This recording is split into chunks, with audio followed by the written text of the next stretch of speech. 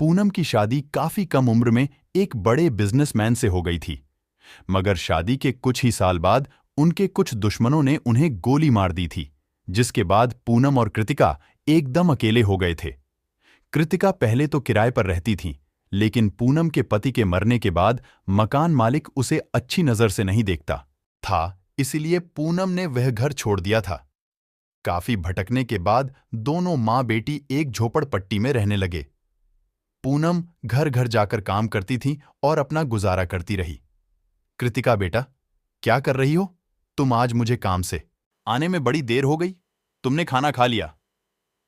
हाँ माँ, मैंने सारा होमवर्क कर लिया है, और यह देखो, मैंने आपकी मदद के लिए सारे बर्तन भी धोकर रख दिए हैं।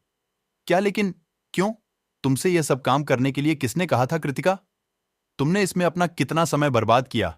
तुम इतनी देर में थोड़ी और पढ़ाई कर सकती थी ना। पूनम की डांट से कूका उदास हो जाती है और कहती है, माँ, मैं तो बस आपकी मदद करना चाह रही थी।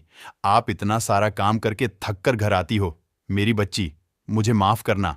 मैं तुझ पर गुस्सा नहीं करना चाह रही थी, लेकिन तुम्हें यह सब करने की कोई भी जरूरत नहीं है। मैं दिन रात इसीलिए इतनी मेहनत करती हूं, ताकि तुम केवल पढ़ाई पर ध्यान दे सको। तुम्हें बहुत आगे जाना है और अपने बाबा का नाम रोशन करना है। हाँ मां, मैं समझ गई। मैं आगे से ध्यान रखूंगी। अरे कृतिका, तुम्हारे पापा का वह लॉकेट कहाँ गया? वो तो वहां रखा है।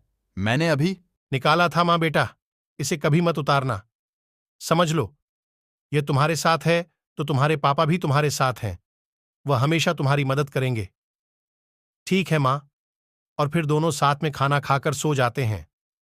अगले दिन कृतिका स्कूल चली जाती है और पूनम अपने काम पर। कृतिका स्कूल पहुंचकर सबसे आगे ही वाली सीट पर जाकर बैठ जाती है, लेकिन तभी पीछे से रिया नाम की एक लड़की आती है और कृतिका का बैग जमीन पर फेंक देती है। कृतिका की बच्ची, चल जा, पीछे जाकर बैठ। तू यहां नहीं बैठ सकती, यह मेरी सीट है। अच्छा, और यह भला किसने तय किया कि यह तुम्हारी सीट है? मुझसे जुबान मत लड़ा जा।